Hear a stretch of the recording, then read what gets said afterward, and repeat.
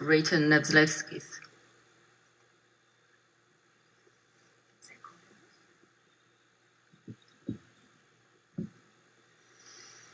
Hi. I just want to make an apology first before I ask my question. When I first introduced myself, I forgot to acknowledge that I'm part of the Bank Warrior Group.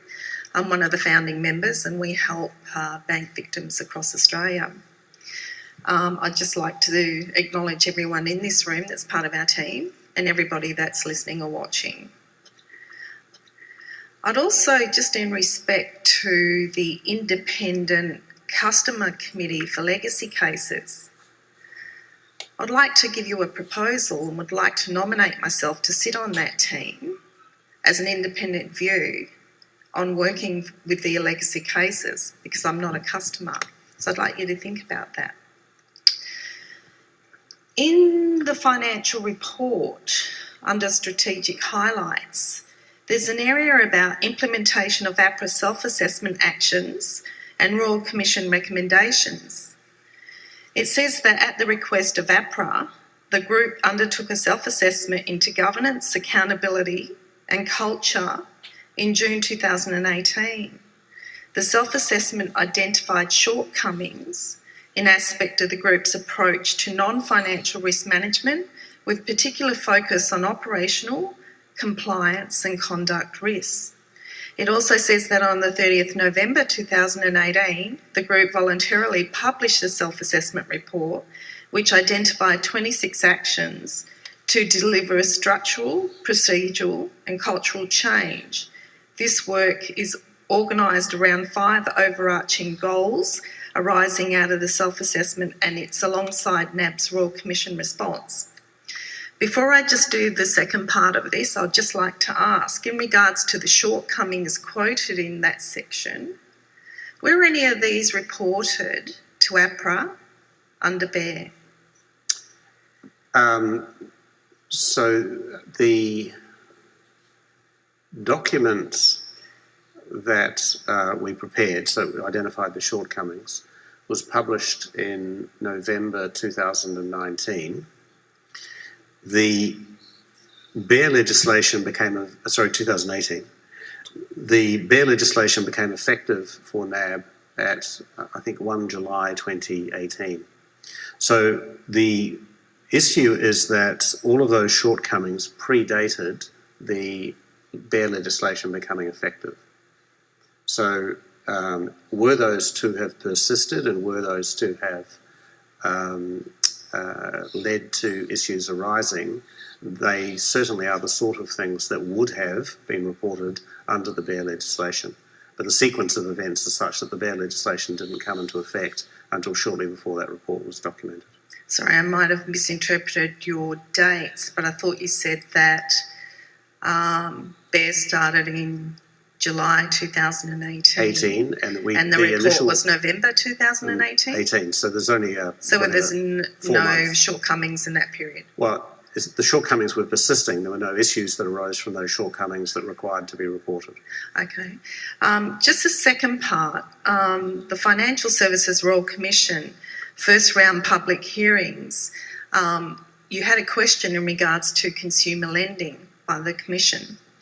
The question was, do credit licensees whose representative engage in mortgage broking activities have adequate systems and processes to prevent fraud, to detect fraud, to respond to fraud, and to identify and address any detriment to current and former customers occasioned by the fraudulent conduct of its representatives? Now, NAB responded and said that NAB's position in this is that extensive and evolving processes to deal with instances of suspected fraud in the broker system, including through the NAB-owned aggregation business of Plan Australia, Choice Aggregation Services and FAST. Because the credit application is assessed by the lender, it is the lender's systems which are most likely, not definitely, most likely, to detect fraud. However, aggregators, brokers and other credit licensees also have systems and processes to detect fraud. NAB submits that even with its extensive processes, fraud can be difficult to detect, especially in cases where information is falsified in a manner intended to circumvent those processes. It also says that beyond that, NAB submits that there is insufficient evidence presently before the Commission to enable a meaningful answer to be given to the question posed. Before the question could be answered meaningfully, matters including the following would need to be considered. It did state 3 components. The first one is an analysis of the control environments of all credit licensees whose representatives engage in mortgage broking activities. B, an in-depth analysis of factors that may have led to broker fraud in the industry. And C, any remediation activity undertaken throughout the industry and its effectiveness. Now, I just want to expand this to go past the brokers, because we do have some victims in our victim community throughout Australia where this has happened directly with NAB in preparing the loan and in their documentation, where NAB has said there's insufficient evidence. This is where the Royal Commission failed every bank victim in Australia. There were 13,000 plus submissions. All the evidence and the fraud was sitting within those submissions, and they were ignored by the Commission and the Commissioner. And if you were able to read all the ones, which I think you do get to read, don't you, that was submitted in regards to NAB? I did not read every document. Would your predecessor have done it? I can't comment. Would we be able to find that, put that on notice? I think there was a team set up to support the Royal Commission, which had a senior executive in charge of it, who I'm sure reviewed the documents that went in. But I would stress that the quantity of documents requested by the Royal Commission was enormous and would be beyond the capability of any one person to read. So that person or that team, would they have been internal to NAB or were they external? My understanding, and I'm going to look for some support here, that it was a team of both NAB people and supported by external lawyers. Okay, so given that there's 13,000 plus submissions, I don't know what portion, let's just say a quarter were NAB, let's just, for argument's sake.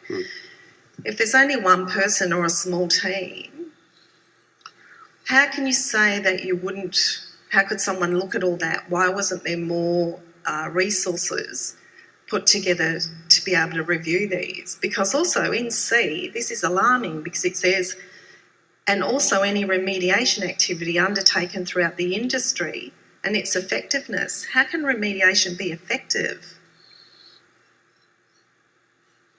How do you judge effectiveness of remediation? And what impact would that have on your decision to report? I think I may have missed the point of the question now. Well, the question says that beyond that, NAB submits that there is insufficient evidence presently before the Commission to enable a meaningful answer to be given to the questions posed. And before it can, that matters including the following would need to be considered. And C says any remediation activity undertaken throughout the industry and its effectiveness. I don't understand that. Remediation is remediation due and owed. Yes. How does that get assessed as to whether you do or don't, or what its effectiveness is? Effectiveness is whether or not... I realise it's not you and it was your predecessor. No, I understand that. But remediation, first you have to assess what the loss involved is and then make sure that the remediation equals that. That's how you assess effectiveness. Okay. I guess that's okay, I think. Don't know, because everyone's systems are so diverse, we've lost track of them.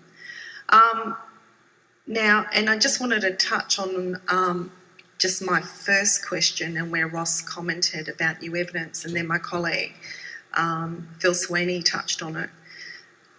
Because of what we do with the wider community in helping them with bank issues, The problem we have is hardworking Australians don't know what they don't know. This included us at one point. We all have full faith and trust in the bank. We would never in a million years dream that they would do something against us. It's only through our own unfortunate circumstances we've all eventually learned what's happened. But if someone was to start legal action and they weren't fully aware because they trust the bank, but the bank abuses the innocence of their customer, takes them to court knowing they don't know what they're fighting about, they subsequently find out what the real issue is. How can you argue that they can't have new evidence or can't have a case? That's just unbelievable. We're not financial experts. If you don't tell us what you've done to us, of course we're not going to know. We have to find out 10, 20, 30 years later, which is the case with some of our bank victims. We have one that's 28 years. I'm 11 years. Most of us are through the GFC. There's like a whole generation of people that have been wiped out, being the baby boomers, with nothing to pass down. It's horrendous. So in regards to new evidence, I'd like to think that you and the other top four and all the smaller banks, not just you, but when people become aware, because we are not financial experts, that you play fair in the arena. And evidence is evidence, old, new or otherwise, because it's that evidence that destroys us and ruins our lives. Thank you. Thank you. And I think Ross has already made the commitment that where there is new evidence, we'll have a fresh look. So I hope that we'll be able to meet your expectations in that regard.